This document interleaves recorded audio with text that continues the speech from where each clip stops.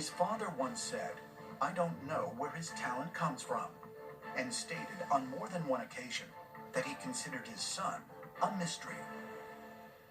Werner von Braun was multi-talented. Both sides of his brain were working. He could think about technical things and imagine rocketry and space travel, but he was an accomplished musician.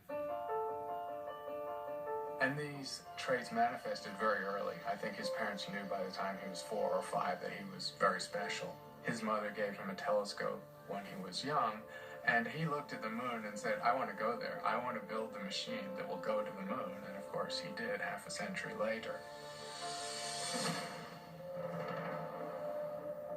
Werner von Braun grew up in a time when German science fiction authors focused on science utopian novels that often featured an idealized German engineer who solves the world's problems through science and technology.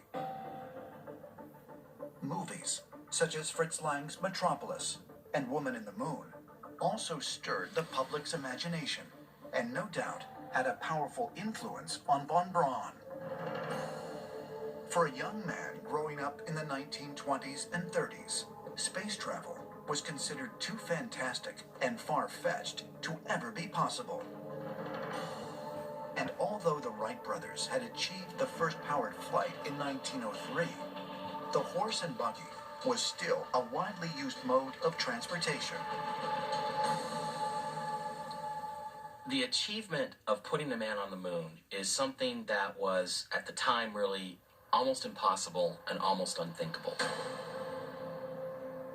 Werner von Braun was obsessed with going to the moon and going to Mars from the time he was a little boy, and that was his destiny.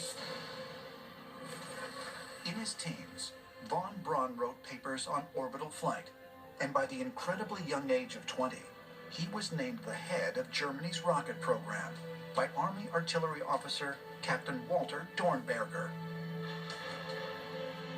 Dornberger would later write in his 1952 book, V2, The Firing into Space, that he was deeply impressed by the young von Braun's energy, shrewdness, and astonishing theoretical knowledge.